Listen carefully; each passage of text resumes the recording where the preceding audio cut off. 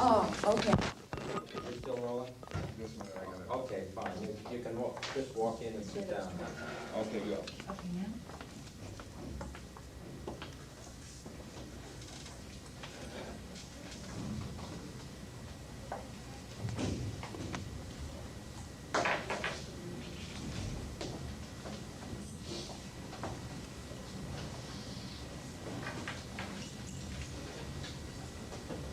This is tomorrow and not today, right? Hello, I'm still on the line.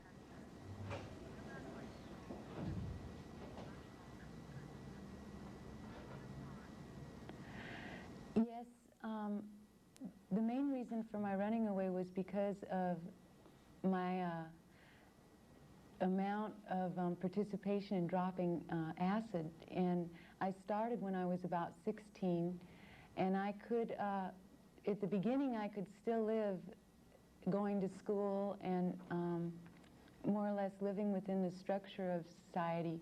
But the more I dropped acid, the harder it was to relate to different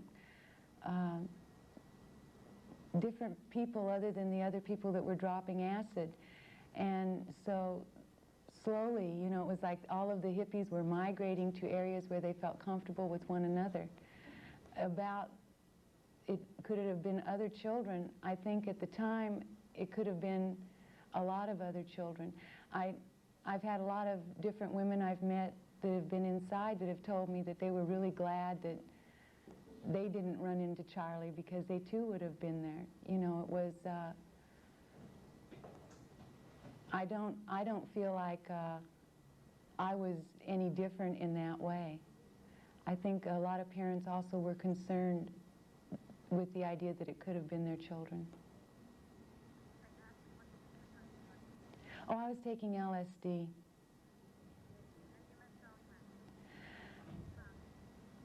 I had been traveling around with a couple other people I had met up in San Francisco. I had had a breakup with my first boyfriend, and when you're young and very much in love, the breakup can be really difficult. So I was trying to make it on my own in San Francisco, and I wasn't able to. So a couple people came by and said, well, come with us. And it was kind of a live for today and, you know, we'll deal with tomorrow when it gets here situation. So I went ahead and went with them. And from there, I ended up going to Spahn's Ranch. And then we left for a little while, and then I went back because I was having trouble with the guy I was with then. Not every day, but at least a couple times a week. Yes, and see, the thing is when you drop acid at first, it's a 9-hour experience, and then at first you can go and you can go back to work on Monday or whatever, but the more you take it, the more you become lost in what, while you're on acid is real, and the less you're able to relate to others. So the more I became isolated from people with contrary viewpoints, the more I became totally immersed, you know, in the acid reality, and it's a fairy tale world.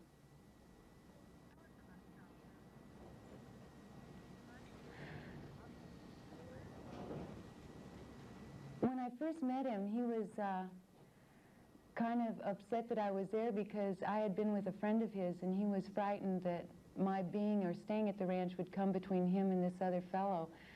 But on the whole, he was a very dominant person.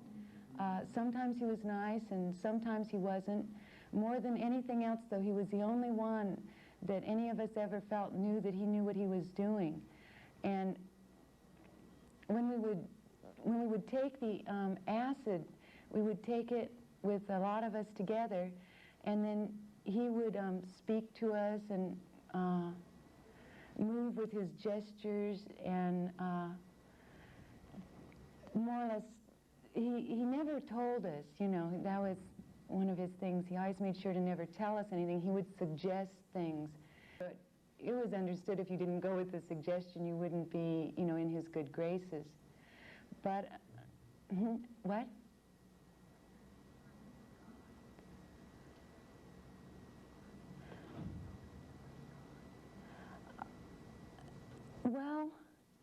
a lot of I guess so. I admired him, and I really became dependent on him in his moods of the day. And what he would, well, some of the girls, see, would suggest to other people that he was Jesus Christ. And then what he would do is he'd go on a big thing about how he didn't want anyone to call him Jesus Christ because, you know, they crucified him. So in a way, I think that he would have, you know, feed it to certain people who would give it to others and then deny it, you know. Do you understand what I'm saying? Well, Charlie was always very careful that no one could put definite things on him, that he always protected himself in different ways. I think that at one point I really believed he was Jesus Christ. Yes, you know, no. We went to bed together a couple times, but, you know, I didn't consider him a lover.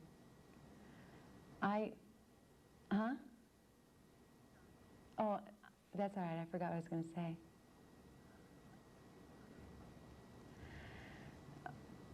Well,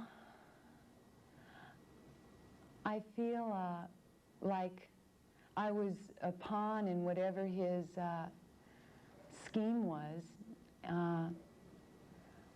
I'm glad that I will never again have to see him. And I try not to hold a lot of hatred for him, because to me, if you hate someone, that's also having a lot of emotions. And I'm trying to put it into myself that that was just a part of my life that's gone. And I'm trying to keep, you know, to be able to live from that point on without letting him even more or less have an influence on me in my hatred for him. Oh, I believe that he won't ever be out. And from what I understand, he's comfortable there, and I think that's what should happen.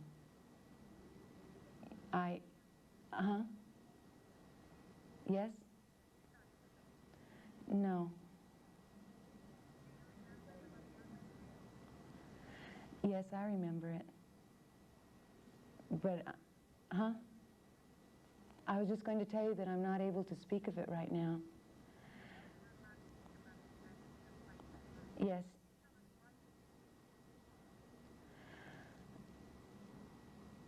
At that time,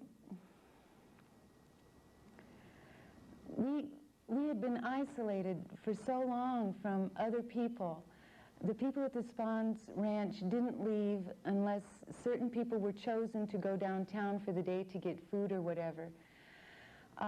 It became a condensed amount of group programming and thinking. And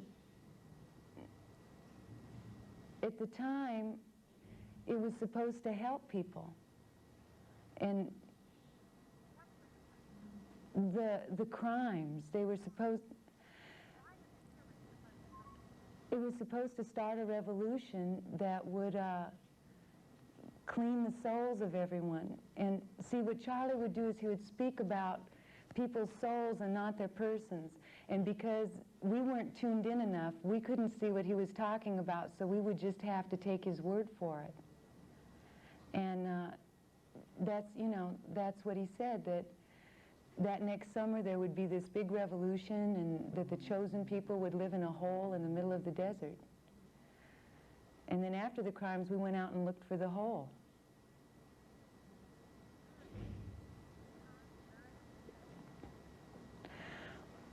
Well, I had been taught then that there was no such thing as death, and it's hard for me to speak of it now because I'm back to my normal way of thinking, and now I can't conceive of it, but back then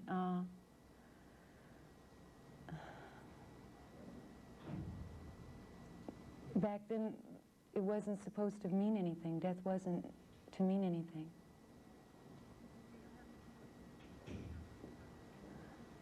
Yes, I have a lot of remorse.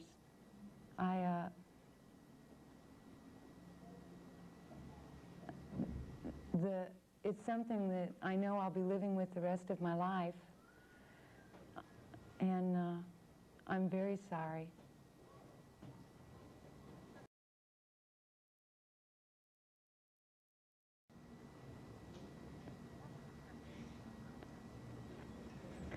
Well, right now, I hope that if or when I do get out, that I can become more involved in some kind of a career, because I really, I feel like right now I wouldn't want to have a child because I wouldn't want to subject them to my past. I don't think it would be fair, and I don't think there would be any way for the child not to be bruised by it.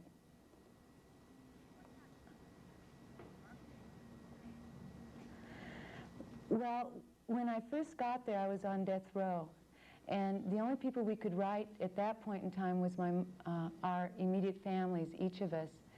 And for about 2 years, we could only write immediate family and people that, like, I had known prior. So those were my old high school friends, and they all started talking with me and trying to help me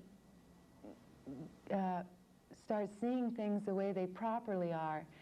And after the death penalty was abolished, I stayed in that unit for another, well, I ended up doing about 4.5 years in isolation with my co-defendants. And I had a good psychiatrist that came back and spoke to me just about every day. And like I say, my family and my friends were really good about helping me to reorganize myself. And then the institution let some classes start coming in, and I remember my first class was a women's lib class, and that helped me to start thinking, because prior to that it had always been this male, you know, king kind of thing. And after we talked for a while, I really started to be able to understand that I could be my own person. That was the biggest struggle, that I could think independently, because living at the ranch we were taught never to think independently. It always had to be what others would think, or not to question something. And when I realized that I could, it was like a whole new world was opened up. And so then I began to get into college, and I have done some writing. And after that, I moved on to the main population, and I was editor of the paper there. But no, I don't write poetry. My poetry is terrible. I write short stories, and I wrote a novella about the county jail. Yes, it was,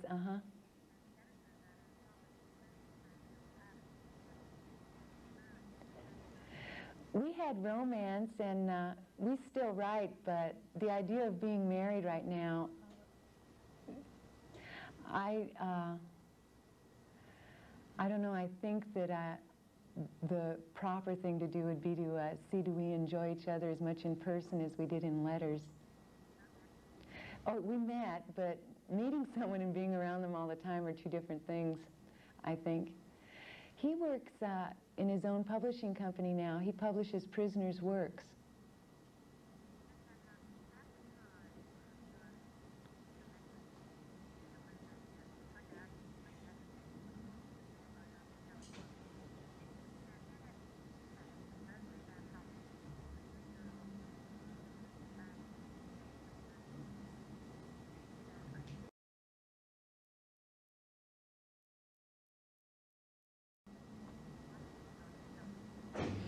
I think that that's the image I was trying to portray to him. After the trial started, Charlie suggested that we meaning the three women, try to carry the load of the case so that he could be released, you know, so that he could further carry on his works to save the world. And Which I would like to tell you right now, you know, I see it completely different right now.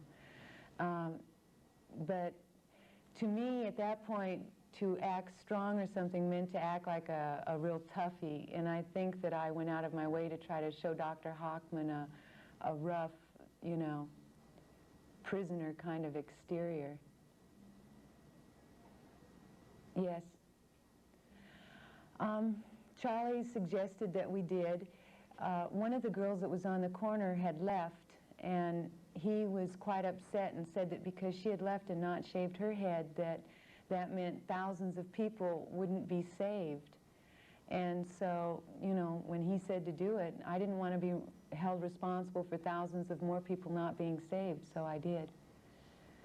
And the same with the X, you know, I really don't have any idea at all. He said it was because we were Xing ourselves from society.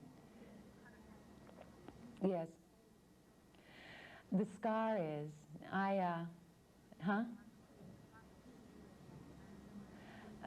sort of, but it's not real clear anymore. I'm going to have it removed whenever I can get, you know, plastic surgery. Oh, I don't know if you can. Can you? Yeah.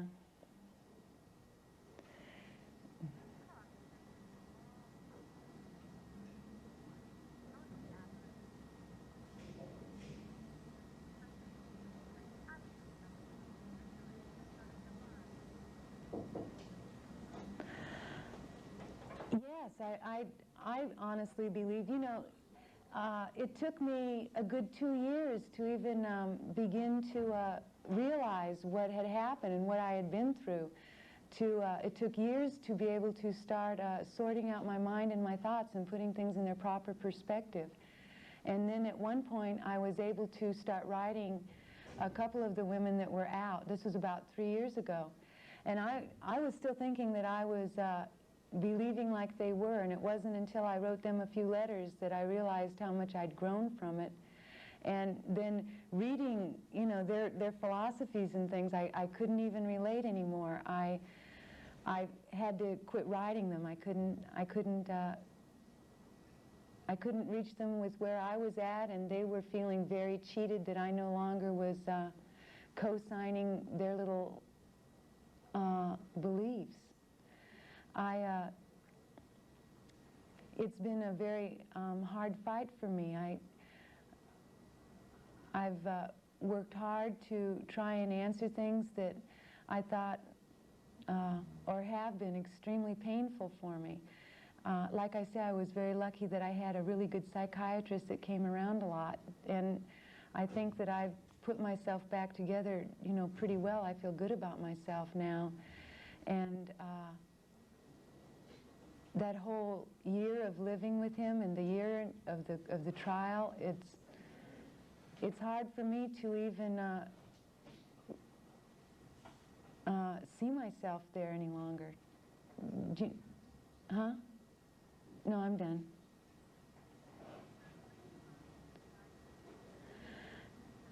Oh yeah, she lived at the ranch. No, I didn't. Before that, they had been sending letters in to the institution, which I wasn't receiving because I had, you know, written out a slip saying I didn't want to hear from them ever again. And they were getting angry, and they called up one of the attorneys and said, Sandy and Lynn, and, oh, Squeaky Frome and Sandra Good. Yes, they were angry at me because I was not, you know, actively co-signing things that they were doing. They knew that I wasn't being with them anymore, and they called up one of the attorneys, and I was still in isolation at the time, and they said that they knew if they did things that it meant that I would stay in isolation, and if I didn't, you know, make movements to show my loyalty to them, they would continue to do things to make sure that I never got out of isolation. So I figured something was happening, but I didn't know, you know, I didn't know what they had in mind, or that it was going to happen.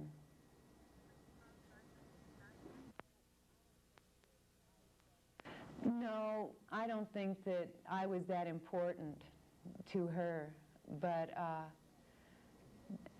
I figured something was up when they were so adamant about us, meaning myself and the other my co-defendants, co-signing themselves. It almost got to be a trend that if there was something that ugly was going to happen, that suddenly they'd involve the three of us, you know. So I don't know why she did it, and I don't know, she said she did it for the Redwoods, but, you know, I don't know. And I didn't know she was going to do it.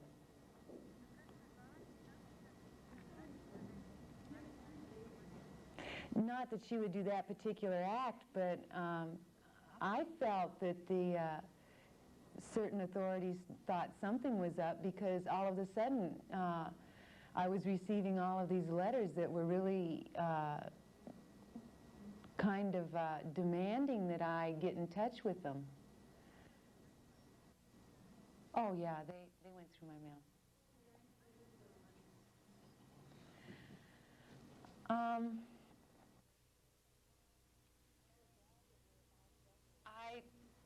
I feel glad that we're all separated, and I hope that they too will be and are able to sort out their lives. Well, I really want to eventually just be able to have my own complete life with a new name, and just be able to not have to be reminded of it. And I don't have a desire to be in touch with anyone that I knew then in the future.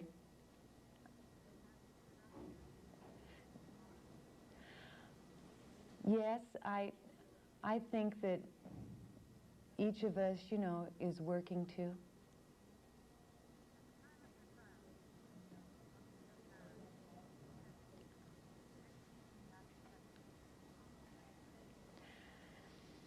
Yes. I said that because I couldn't, my mother and I, you just can't tell your mother you're never going to, be free.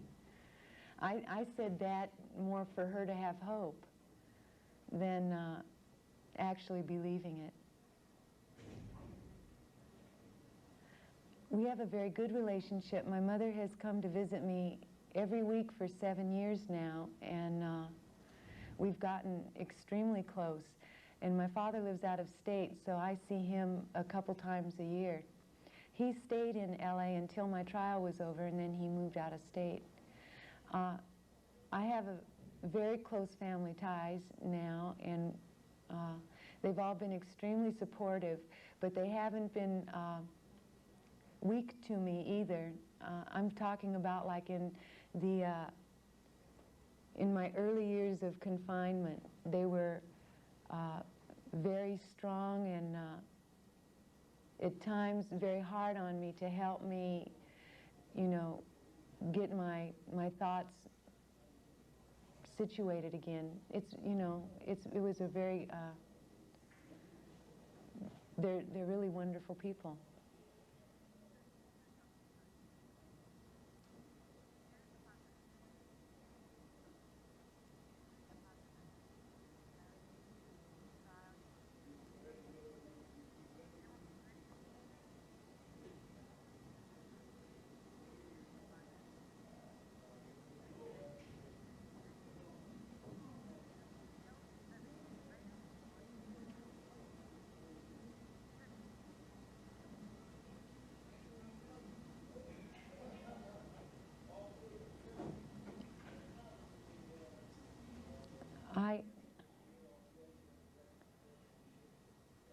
I know that there are many that feel that way, and I can understand their feelings.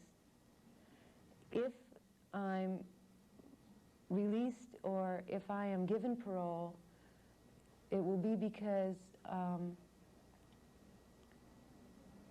I feel like with this new trial, I feel like now I will be able to go back and tell the truth, which I didn't then, because in my opinion the courtroom was just a follow-up of the crimes. You know, Charlie was conducting the courtroom. Well, he was telling us what to say, you know, when to stand up, you know, when to carve the X, when to shave our heads. Every day it was like a new agenda on what we should do for the day. For the people that feel that I should,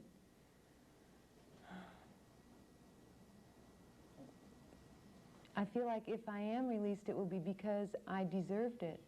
And if I'm not, then I'll be able to handle that also. Then I go back to the institution and I try for parole and continue my, life at the institution.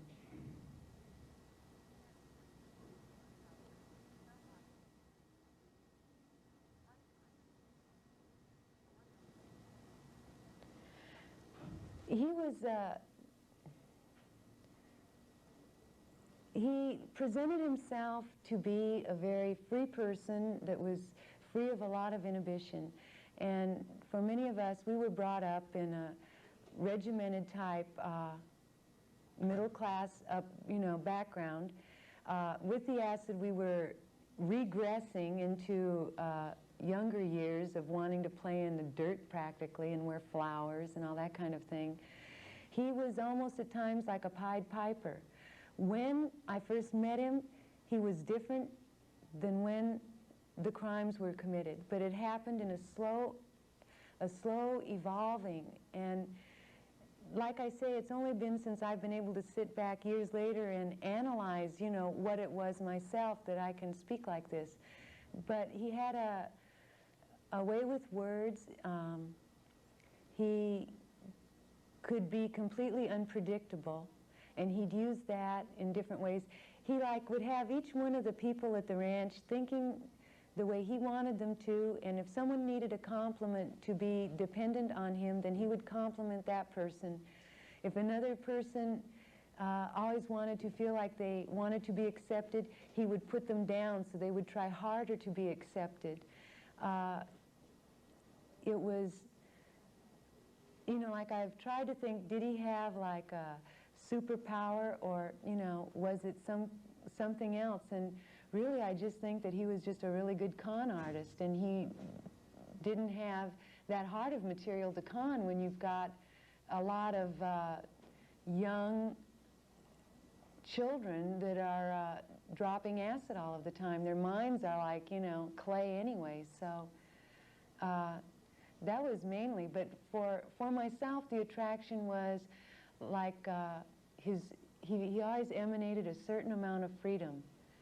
Towards the end, it wasn't. He became more intense, and he would shake more, and he was more quick-minded, or quick-tempered, I mean. And then he always said, too, how he believed in truth, and he represented truth. And once we went to court, suddenly we were supposed to start changing things, and that kind of surprised me too. It started to show another side of him. The only thing that I really could never answer is whether Charlie really believed what he told us himself, or if he just did it, as some say, as a revenge against, the system. I never would know that. No.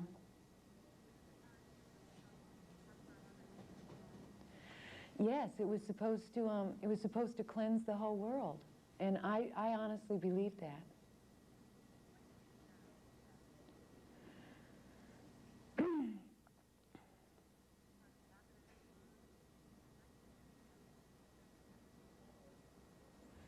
No, it's very real to me. It's very real to me at night when I'm alone in my cell with my thoughts, and it's at that point that I don't try to block it out.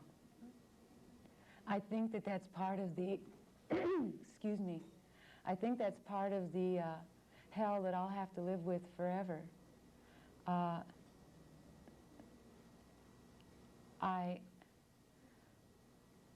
work regularly on developing a certain amount of peace with myself and with God in that in that area. I don't speak of it with anyone. It's just something that I work out with myself and with God.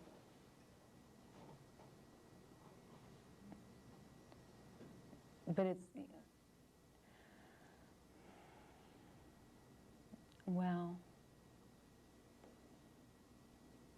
I think that he does, but I think the main thing is that, well, I have a very my religion is a really personal thing to me, but I feel comfort in knowing that I'm sharing it with, you know, God. I don't really ask myself too much if he forgives me or not, is that he helps me have strength to live through the rest of my life with that being part of it.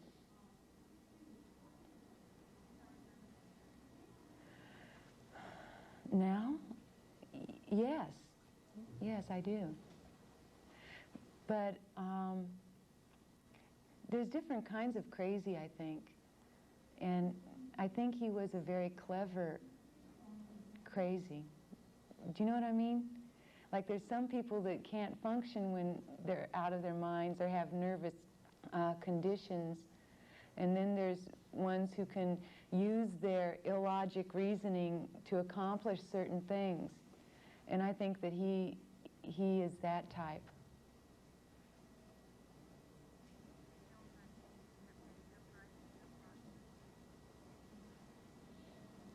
Yes, I do.